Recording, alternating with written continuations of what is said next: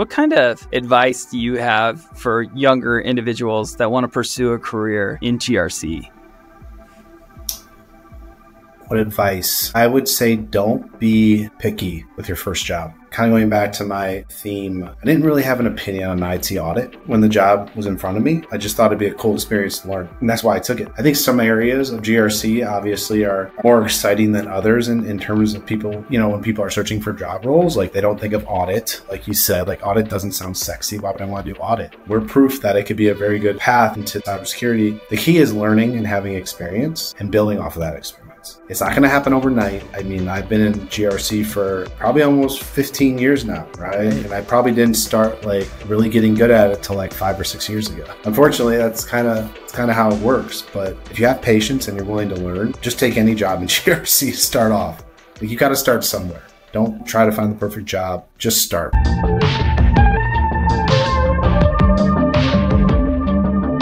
Hey everyone, welcome to the Paramify podcast. I'm your host, Kenny Scott. On today's show, we have the privilege to hear from Troy Fine, a veteran in the governance, risk, and compliance space. He's got a great following on LinkedIn, and he consistently offers insights drawing from his years of experience, both as an auditor and as a consultant. And his meme game is really strong. We love following Troy, and we're so glad to have him. Troy, thank you so much for coming on the show. Yeah, thanks for having me, Kenny. Looking forward to it. Hopefully, you know, the fans love the memes. Hopefully they don't offend too many people too many times. But yeah, the memes is what drives engagement. So you got to offend people sometimes, otherwise you don't. You know, it's true. It's not working if you don't offend people, right? Yeah, you can't be all things to all people.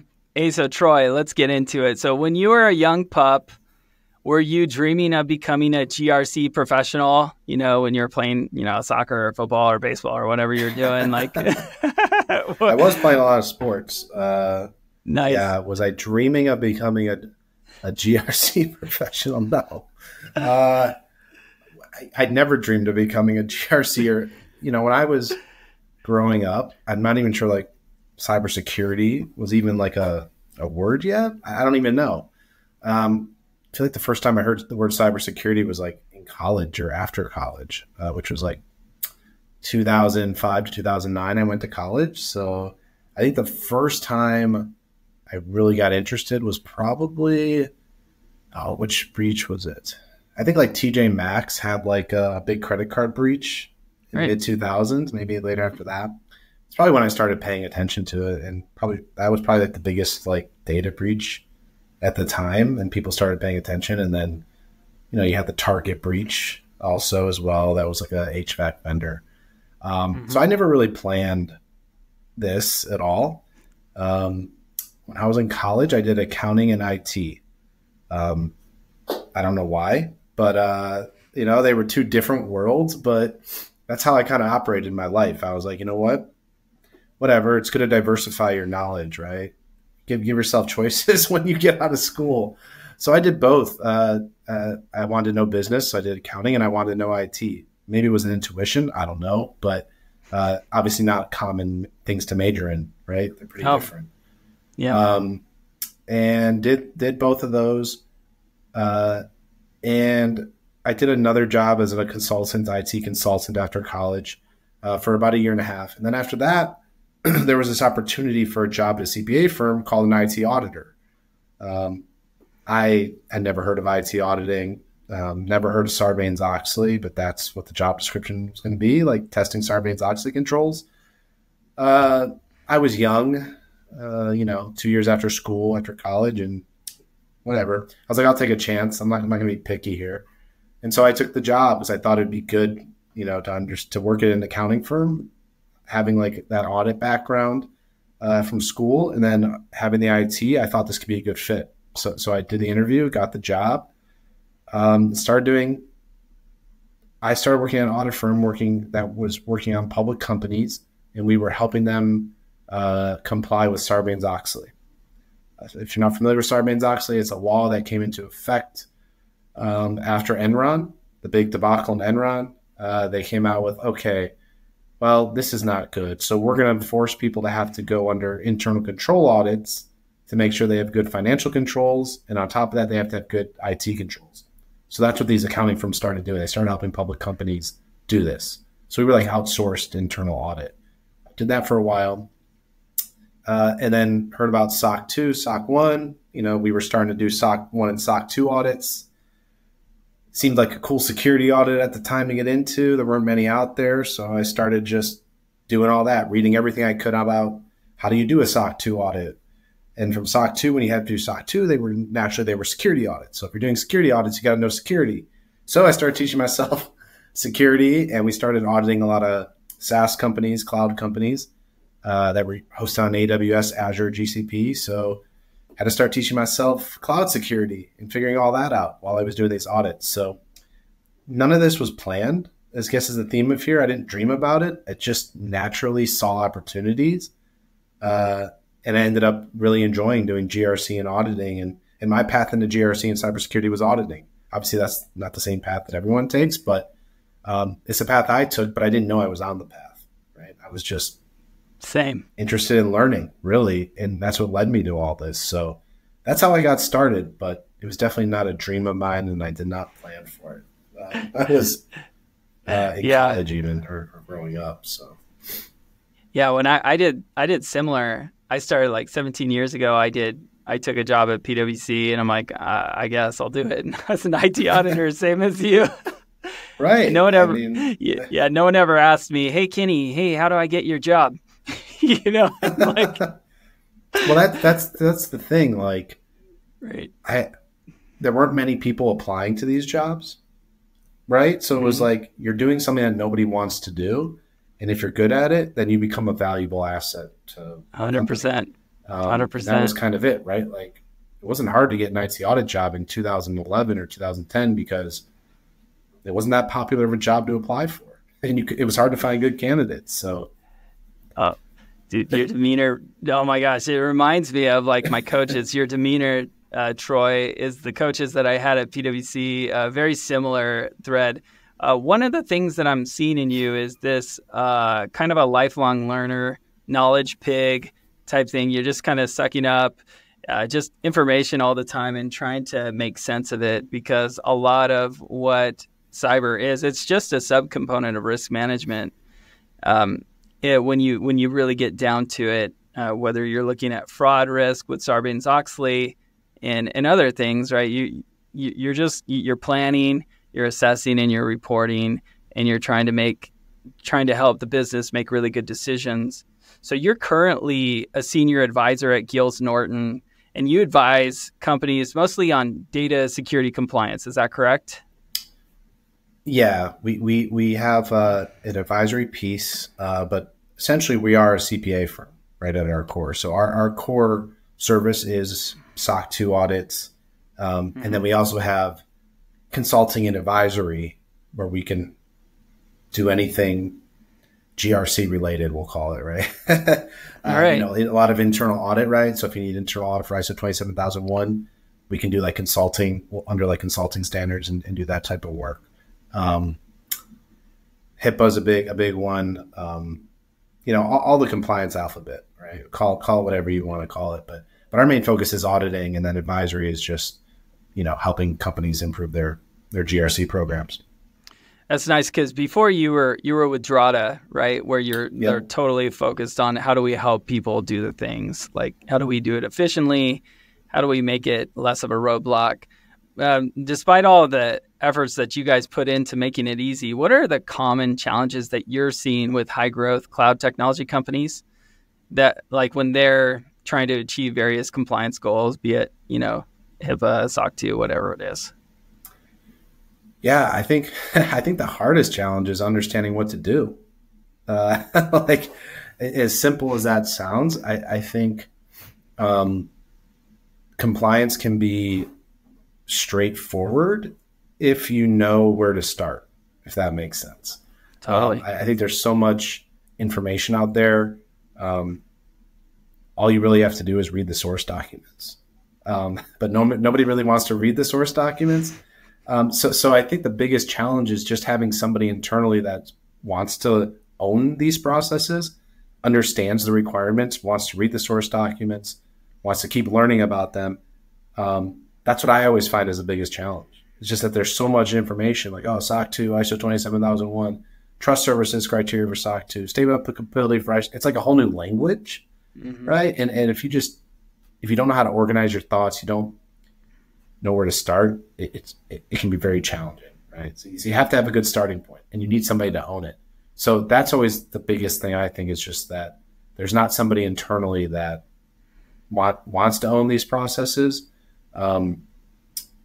or enjoys owning the processes, right? It usually becomes like hey, we have this, we're losing deals because we don't have SOC 2.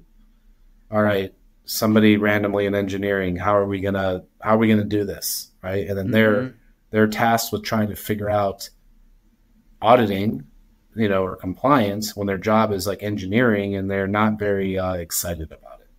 So it becomes a struggle. So that's always the number one thing I think that people need to work to have in place, is somebody that really wants to own it. Yep, I agree. Risk management, cyber in particular, is usually at odds with roadmap, because you don't see FIPS mode in an application. You don't see it from performance. You see if it's broken, right? You see if someone didn't implement it right, and like, hey, how come I can't log in? Oh, your cert, or you don't see those things. And so sometimes they can be like, oh, why do I need to do this in the first place? Is this so I can check the box? But they don't understand a lot of times how impactful simple things can be.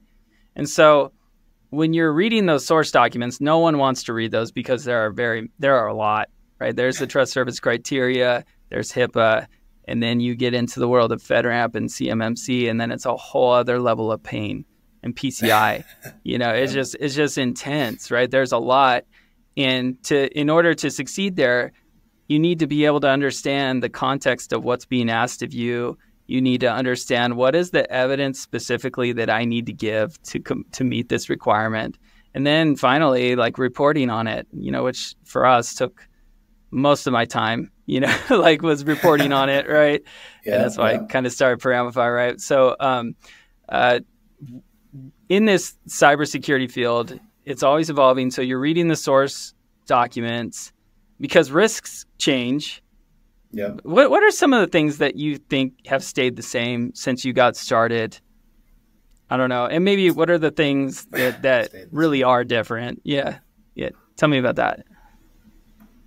Yeah. What are some of the things that have stayed the same? Oh, that's a good question.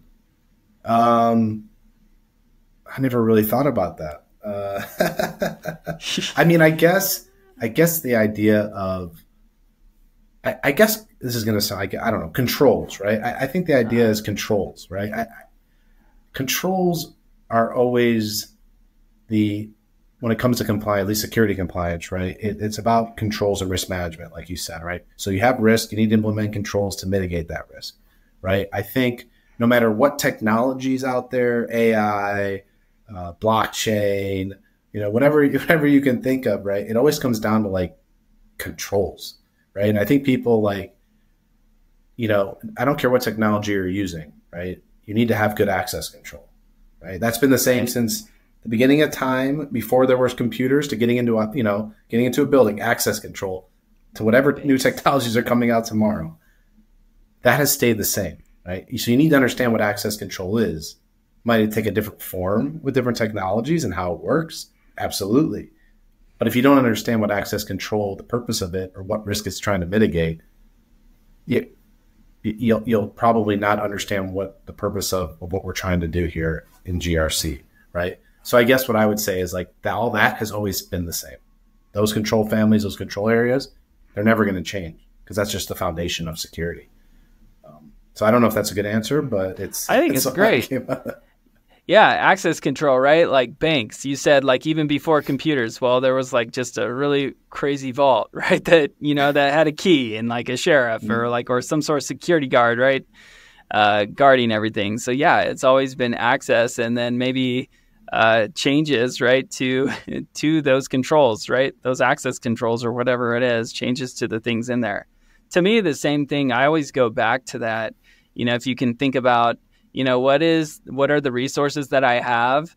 What is the data I'm protecting, or what are the assets that I'm protecting, or the valuables, and how do those protection mechanisms, how do they change over time, and how am I like just keeping track of what's different? That's always going to be the same, and it's just old wine, new bottles to me. Whenever I see some sort of new regime come out, it's really just important that you're grounded, and it, to me, that's why I think IT audit is a great place to start in GRC, because you're not going straight into the, hey, is the firewall turned on? Hey, is multi-factor authentication? You're not looking for like, specific evidences right off the bat. You're trying to think like, okay, let's back up, and audit really forces you to do that. Otherwise you look really dumb, right? If you go and you audit something that doesn't really even matter. I mean, I've been there. I was like, oh, check this out, right? I've built things that issue, you find an issue, and then you're like, oh my gosh, I found something. And then you send it up the chain, and then the partner is like, Kenny, like, no one cares, right? Yeah. It's not right. a This is big deal. material, right? Materiality is very important, right? When it comes to auditing. Yeah, but I was able to crack the Wi-Fi, and no one cares, right? It's pretty removed from financial statements, right? But depends what you're looking at, right? So, yeah. So, okay. So things do change though. You touched on a few of the things, AI. How do you keep yourself updated? So like when chat came out, that obviously changed a lot of stuff for us. How do you keep up to date with that? And how do you make sure your teams are consistently learning? What do you do? What do I do? I follow important people on LinkedIn. That's awesome. I don't, I think that's a really challenging thing to do, right? I try, maybe this is bad advice, right? I really try not to get like into every new thing that comes out right away, right? I mean, like, I know AI is a big deal, obviously, and it's going to be like taking over our lives or whatever they want to say. But I try not to read about all the noise, because I think it becomes a big distraction, in my opinion, right? Filtering, yeah. Yeah, like things are definitely changing, right? And we need to understand how AI impacts our risk, our risk universe, right, at a company, right? That's a whole different type of risk. You have all these privacy risks with AI. You have these, if you're building AI tools, there's all these risks. But if I'm going to just use AI tools, what are the risks? So the risk universe definitely changes about it. But I think if you start trying to like figure out and read about all these things and do this, you kind of make it more complicated than it has to be, right? Sure. I mean, there are probably like 10 key risks, if you think about it from an AI perspective, that need to be considered, right, at a company. Maybe there's more that we're not thinking of, or there'll be more that, but you shouldn't try to like figure it all out at once, I guess, right? I think what people happens is like everything's moving so fast, at the speed of light, and when everything's changing, we feel like we can't keep up with it. But to me, I'm just like, well, okay, like AI, if I'm doing an AI audit, okay, what are the 10 key things we should do here? Right. Sure. Maybe there's 30 key things we should be doing, but we need to crawl before we can run. Right. So let's try to get these 10 things and build on it. If we try to do the 30, we're probably not going to do any of them because we're going to be overwhelmed. Right. So I think it's really about just like breaking it down into bite-sized pieces, understanding what's important, and trying to crawl before we run. And I think that gets harder to do in this day and age, because you're inundated with information every single day. You feel like you're behind every single day, and it's just like, that's okay. Everybody's behind. Like, it's all, a lot of it's marketing. Like, don't pay attention to it, and just focus on this piece and build from that. And eventually you'll have built this in your mind, this mental picture in your mind, and you'll get it, right? But it's not going to happen overnight, and don't try to do it overnight. So, well, that's awesome, right? So no, that's good. Those 10 things, you don't have to recite all of them. I'm not. Like, I don't even know if I know. Like, yeah. But are they substantially different than other, technology risks, or in your view, or are they similar? So I think if we're just like, if we take AI, for instance, if we're just talking security risks, they're probably not any different than any of the security risks we already have in place, right? I mean, if you think about it, if you're using an AI tool, you're giving them data. I mean, it's no different than using another third-party tool and giving them data. The difference is with AI is what are they doing with your data, right? So like a SaaS company that you just give data to, 5 years ago was probably just storing your data and maybe analyzing it internally to try to figure out whatever they were trying to figure out to help service their customers better, figure out trends. But now when you start to use AI, you start to get into like training the models, right?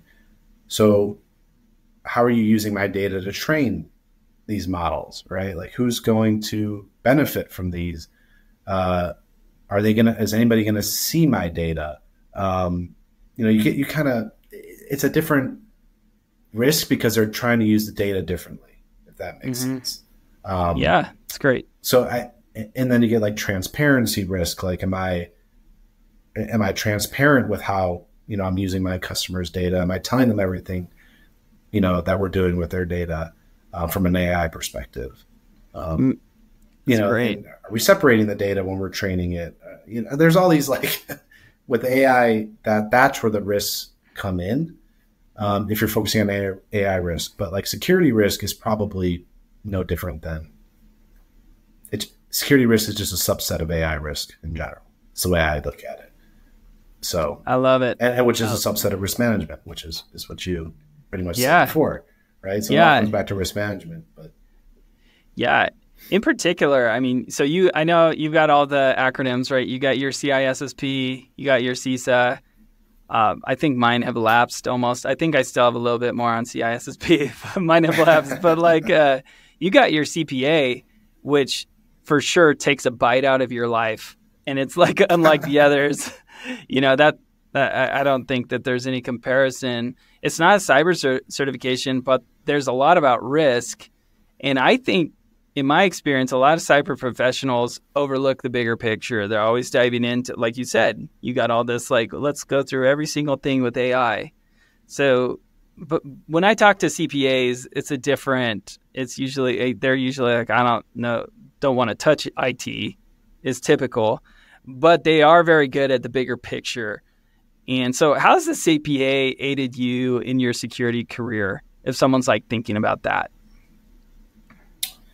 Yeah, I mean, I think you kind of touched on it, right? I think having a CPA, I think it depends on the path you take with your CPA, right? I mean, if you're going to have a CPA and you focus on taxes, that probably won't help you in a cybersecurity career per se, right? But if you're a CPA and you're focusing on an audit pathway and you're doing financial audits, let's just say, which I never did financial audits in my life. I only did IT audit, but catch your lucky stars. At the end of the day, audit is about you're doing an audit and you're providing reasonable assurance that, when you're doing a financial audit, that the financial statements are fairly presented, and someone can rely on that data. And you're usually taking a risk-based approach to that audit, right? So you're not going to audit everything because it's reasonable assurance and nobody does that. But you need to understand where the risks is before you perform those audits, right? So you inherently have to be good at identifying risk in order to do a financial audit. Well, when you do a security audit, it's not really any different, right? Before you start an audit, and I think you touched on it before, you don't want to, bring up finding that has no risk to it because that doesn't matter to anybody, right? So you learn this skill of like identifying risks and understanding where the risks are so that you can audit better, right? And I think when you think about GRC, governance, risk, and compliance, obviously risk is usually the foundation of all of this, right? You're not going to build controls that don't mitigate risk, right? That's a waste of money and that doesn't do anything. So if you have that ability to see the big picture, identify risks, understand how to quantify risks, then you could definitely take that with you into the cybersecurity world. That's what GRC is about, risk management. It's not about necessarily controls and just being good at like, hey, let me go hack into this company and let me do this. And then, let's see what data I can get to. Yeah, that's an important skill. And that's one way to identify risk, right, to a company. But you need to understand the business side of it as well. So if you don't understand, great, I got into this database and that database contains no sensitive data whatsoever. Well, what's the risk to the business, even if somebody gets into that, right? It's probably small. So why are we spending time trying to protect it when our crown jewels are over here, right? So it's understanding the business, understanding the risks. If you have that, then you can translate that into cybersecurity. So I definitely think that's helped me in my career. I've always had a different perspective on all this. I've really been good at taking something that's very complicated and breaking it down into clear and concise or simple things, right? Like focus on keep it simple. And I guess as an auditor, when you're auditing something, you're kind of seeing it all. So you have to keep it simple naturally. Another skill that's kind of important. So it's definitely helped me. I don't know if again, I didn't plan on that, right? Like it just happened. So that's kind of the theme of my career. Just like do it, experience it, and see where it goes. And do it while you're young before you have other responsibilities. Yeah. No substitute for experience. I mean, there's just none.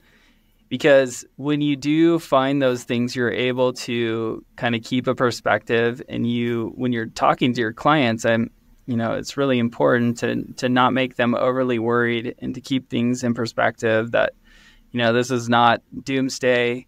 Even things that seem bad, right? You got to make it so it's consumable and not overwhelming, because ultimately we want things to be done correctly, right? We want to make it easy for people to do the right thing. So I think I can't say enough, right? When you're looking at getting an advisor, experience matters. So throughout your career, Troy, could you share maybe one or two of the most challenging projects you've worked on and some of the key learnings from that experience? Oh, a challenging project in my career. Or we can go to straight up fails, right? some funny things that happen. We don't have to throw anyone under the bus, but those are always super fun to listen to. I have some fun ones. Yeah, I mean, I guess one challenging. I do remember auditing a company. They were using SAP. T-codes.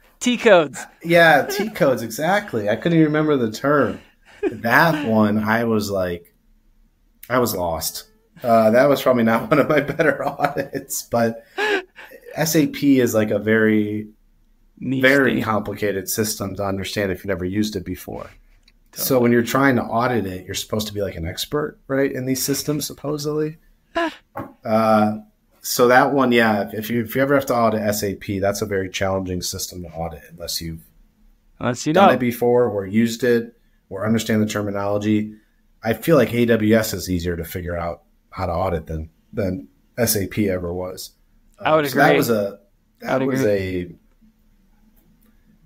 we'll call it a fun experience, trying to learn SAP. But it was good. I mean, once you know this stuff, like you have to kind of go through that stuff, right? So you learn SAP, and then the next time you do it, you pick up something else you didn't know. But that was a really challenging one. SAP. Yeah, sounds like you've had a similar experience, maybe. Oh yeah. I mean, like what's great about the audit profession is when you don't know something, you have usually the cover of your team, so you don't have to just shout from the rooftops what an ignoramus you are, right? And so you have your team that you can work with, and then often, if you're good with relationships, you can work with whoever's is on the business side that can kind of tell you about it, and you do also have it's their job to explain to you how to do it, so you just become kind of a professional interviewer and business intelligence analyst. That is a good point. Right. And so you're just learning how people do their job, right? from a controls perspective, which is just so awesome, right? I mean, Yeah, it's not super exciting, but you do learn a lot, right? No, that's a good point though. Like, I think that's what people don't understand about auditing. Like, you don't necessarily need to know like how to do what the person you're auditing, like you're interviewing, is doing, but you need to understand the right questions to ask to figure out what they're doing and translate that into work papers or documentation, understand the evidence to get. But you're right, you can kind of go in and they'll teach you naturally because they have to, right? It gives you the right to like ask dumb questions, and they have to answer them because you're the auditor. So right. It is a really good way to learn, but you got to have the right personality, right? I mean, if you're somebody that just that doesn't like being put in those situations where you kind of have to like think on your feet, like in a conversation like this, if you don't enjoy like doing this type of banter or doing this type of things, being like in that situation where you have to interview somebody and you're not sure how the system works, you're not sure what questions to ask, you're not sure how to build that rapport, the auditing might not be the right fit. Right. So I think if you have the right personality, though, it's a really good way to learn. I like that. Agreed. Okay, man. So we got to look at some fails, right? Some hilarious control failures, or like, I don't know, man. I know failure. You or something. I love those, right? Those are what we learn from the most, and sometimes they're pretty funny. In retrospect, they're not usually funny during during the process. Yeah. Right. Yeah. For sure. Well, I do remember that probably my first week when I got the IT audit job, I remember talking with a colleague, another team member was, and I had never done IT audit before, right? Like, so I had never done anything security related. And he asked me like what OSs I was familiar with. And he said OS, like I was supposed to know what like OS meant, right? Because you're an IT auditor, you've had a job before, right? Don't you know what OS means? And like, so I felt like I had to like know the answer, right? And I think I don't even know what I even said. I like said something that wasn't even anything to do with an operating system. And I don't know what the person thought of me. I don't know if they just like, I don't even remember what they responded with, but for some reason this experience sticks in my head. And I tell people this experience because I want to show people that I really didn't know anything when I first started. I didn't even know that OS meant operating system when I first started in IT audit. Maybe I shouldn't have gotten the job. Maybe that should have been a question in the interview. But it was. I guess my point is, I learned though that like, you know, you don't need to act like you know it all. Like if I would have just said, what do you mean by OS? Oh, you said operating system, and I would have known like what was going on, right? But I tried to like, you know, be like, I knew what it was and I totally butchered it. And I guess I was afraid to ask a dumb question. I don't know, but that's, you know, I always tell people that story because I really didn't know what OS meant when I first started, which is like a very basic thing to know, right? Like OS, operating system. So, yeah, no, I'm right there. I remember in the beginning, I've always been kind of a, you know, I can just talk forever. It probably drives people nuts. I know it does. So I'm a little more selective now after years of experience and, you know, marriage and all that stuff. So, but I'll never forget. I was really working a lot, and I was also kind of doing a startup on the side. So I was not sleeping very much. And I remember talking to one of my senior managers on the job, and he was pretty no nonsense type guy. And he asked me a question, and he's like, "Kenny, you're a nice guy, but when you talk, I feel like you don't know what you're talking about." That's what he said to me, and I'm like, I started laughing so hard because like in his face, I was like, I know, sorry, and he's like, I don't know, let's dive deeper, and he's like, okay, and he actually helped me right? Because he was trying to help me. He was kind of like the coach that I believe in you type person. You know what I mean? That's just kind of a punk, right? but yeah. he was so good for me because that kind of like blunt, feedback. I mean, I didn't really care too much. I didn't feel bad about myself because I knew I didn't know anything either, right? I was really spread thin, and I knew I liked to learn, but whatever, right? That's so funny. Yeah. No, that's wow. Yeah, I'm not sure if I ever said that to anybody. Yeah, he was blunt, man. But I mean, it also taught me to I don't want to be in that situation ever again. Right. So me neither. I'm gonna learn, right? And I'm gonna be the one asking the questions like that, right? Yeah. And I think from that point on, I just made it a mission just to keep learning. And like I said, that's what I think the key to GRC is. You just gotta keep learning and reading. And I love it. Eventually, I love it. Just remember it, I guess. 100%. Yeah, I mean, it's all knowledge is cumulative, right? Warren Buffett talks about this. Like if you learn something somewhere, it stays with you and you start to make those connections. And then you can make things relatable. And that's, again, why experience is so important when you're planning risk assessment, when you're assessing, and when you're reporting.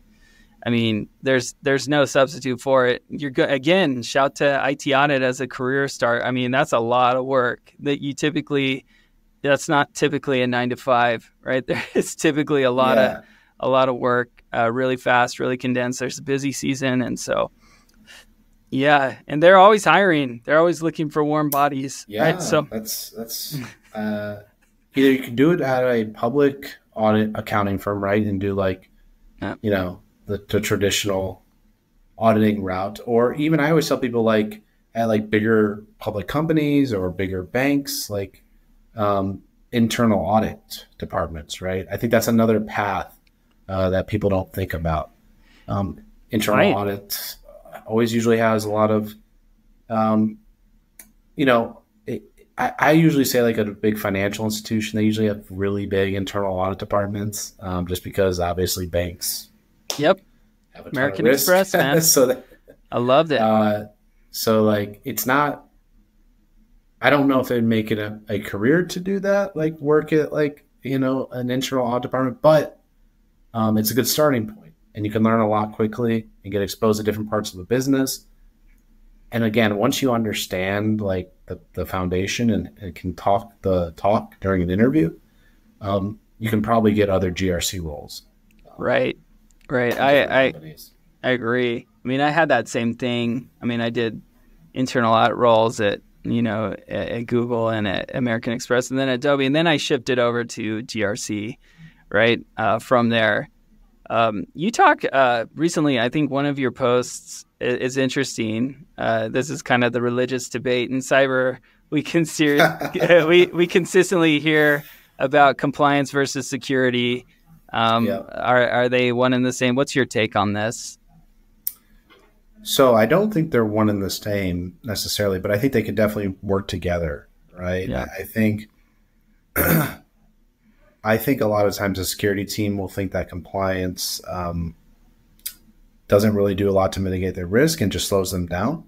And they feel like if you have a poor relationship with your compliance team, if the security team doesn't have the best relationship, it kind of becomes an adversarial relationship, right? Where security feels like compliance is trying to find things, or internal audit is trying to find things just to report, instead of finding things that they believe can actually help them reduce risk.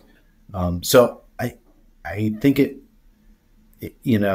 that's from an internal audit perspective at a big company, right? The other part of the debate becomes hey, I have a SOC 2, or I have ISO 27001. Hey, we're secure, right? You see a lot of that out there as well. Yeah.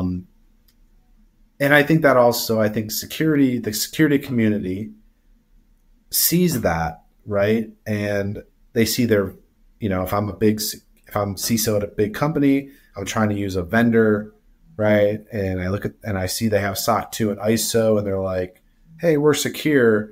I think that the CISOs of these big companies are like, SOC 2 and ISO don't mean you're secure, right? Like I think they like, there's that piece of it as well, right? Really? From that, I think that's what's driving it too, because they don't understand how you can get SOC 2 or ISO so quickly and then all of a sudden claim you're secure, right? And they're probably right. I don't think SOC 2 and ISO are necessarily meant to. The intention of those frameworks and standards were not to say that a company is secure, right? That they were supposed to say a company is good at managing risk, right? Security risk, right? That doesn't mean you're secure necessarily. Nobody is actually secure, right? Everyone will probably get breached. Everyone's going to get breached. But how do you manage those risks appropriately? That's the whole point of these frameworks. And so, again, it comes back to risk management, right? Somehow it always comes back to risk management. It's funny how that works. Right. But I think that's what's getting lost here in translation, is that people think SOC 2 ISO, hey, I'm secure. Really, no, it's I have a framework that I follow that helps you manage risk. You can trust us with your data. That's really what it is. But we meet the gold standard in security. We're SOC 2 certified. Certification, we all know how I feel about that. But when you see that out there, it just sends the wrong message to the security community. So I think that's where this has come from. Those are the two places. You got that relying on a vendor that has SOC 2 or ISO, and then internally at the larger companies, the security team feeling that compliance is like out to get them, right, and slow them down. So we need to like get rid of all that noise. I think it's just creating a distraction again, and we need to start working together and understanding each one of them has limitations, and we can help each other overcome those limitations. So. Yeah, you just made a reference to one of your latest memes, Travis Kelce outburst, yelling at Andy He said Reid. that. I actually read his lips, yeah. So you said, I can't remember, it was something about SOC 2 is not a certification, something like that, right? That's what he said, yeah. SOC 2 is not a certification. So why do people say that, and why does that matter, right? Why do people say it? Because they believe that it actually is a certification. I mean, I think that's why people say it. Yeah. I think, yeah, that's why they say it, because they don't understand that SOC 2 is really a derivative of a financial statement audit, right? You're issuing an opinion on a financial statement, and you're issuing an opinion on somebody's controls, internal controls, right? That's what you're issuing an opinion on. And so because you're issuing an opinion, an auditor's, a CPA firm's issuing an opinion on whether the internal controls meet the applicable trust services criteria or SOC 2 requirements, we can call them. That's why it's not a certification, right? Certification is not an opinion. A certification is literally a certificate that says you're certified, right? But that's not what you get with an audit report. You actually just get an opinion that says you have the right controls in place to meet these trust services criteria. But who wants to say that, right? I mean, it's a lot easier to say we're SOC 2 certified and tell your whole company that knows nothing about anything and tell the world that we're SOC 2 certified. It's just easy to understand. So I don't necessarily even it's funny. And I've kind of built a brand around it again by accident. It's right. Something again, these are not things that I set out to do. I didn't think anyone actually cared. But at the end of the day, it's obviously it doesn't, I don't want to say it does matter, but at the end of the day, I understand what we're trying to do here. We're trying to mitigate risk. It's not, we should really focus on the nomenclature. I get that. Gotcha. And I understand that. It's really, I'm just trying to be funny a lot of times and I love it. Make a point. But, it's built a brand, and it's just easier to say. I think that's why it is what it is. Totally. One of my favorite memes that you had, I'm just remembering it, because you were talking about opinion and then opinions. And I think you did the Jurassic Park meme with Nedry or whatever. And he's like, we got Dotson here. And he's like, they got a qualified report. And he's like, see, nobody cares. They think that's good. That was my favorite one. We'll pull it up on the YouTube. We'll pull these up. So and I do remember that one. Because people think qualified's good too, right? So like we have that going on too. And it's just like, we laugh about it because like it is funny because it's true, right? Like this is what's happening in the world of vendor risk management. Yes. People think qualified's good. And it sounds good, right? You qualify for something. It's always good to qualify. When you unqualify, I don't know if that's even a word anywhere else in the world. Who unqualifies for anything? I don't know. No, I think the AICPA, I think accountants made up the term unqualified. Made up the word. Yeah. I remember explaining it back in 2012, right? 2013. We did SAS 70s before SOC 2, for like banks. A lot of times it's kind of what like SOC 1 is now, SAs, whatever it is, right? So, yeah, SAS 70. Yeah.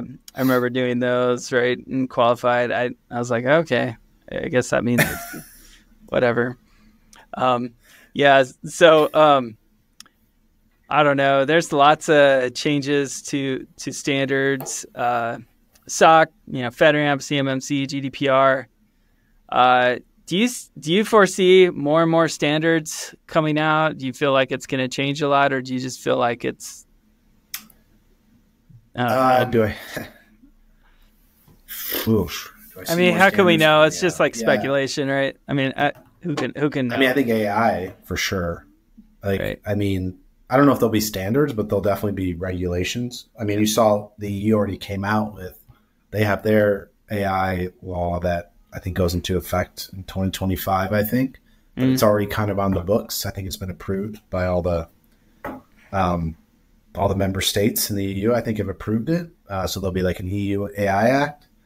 I'm sure I think the US is definitely working on AI laws. So there'll definitely be new laws with AI for sure. Do I think there'll be security standards? That's a tough one, right? I mean, if it is to be driven by industry specific standards, that's where all the new ones, that's where they all come from. Yeah. Unless we're talking about SOC 2 and ISO, right? SOC 2 is kind of general. It's from the AICPA. ISO's a general standard that came from ISO. So those are kind of general. But if you think about all the other ones, HIPAA, that's a health related law. High trust is healthcare related. PCI is credit card related. What am I missing here? CMMC is going to be DoD, defense industrial base. FedRAMP is cloud service providers that work with the government. What other ones am I missing? GDPR is a law for privacy. I guess privacy in general is probably not industry specific. That's probably more general. So we're going to see more in the in terms of AI and privacy. There'll be some overlap with those, but anything standards related, in my opinion, is going to be industry driven. So if there's an industry that's lacking security, then their solution is always come out with a new standard and then force all their vendors that work with them to meet those standards. Yeah. Employment Acts for auditors. That, I think good for auditors. All this. Yeah. Is that what you said? Employment Acts for auditors, man. And lawyers. And lawyers. Hey, it's good. That's right. I've always said I wanted to go back and get get a law degree because I just feel like, especially with privacy, the new SEC, cybersecurity disclosures, you're going to need to have good lawyers to help protect you. So. Totally.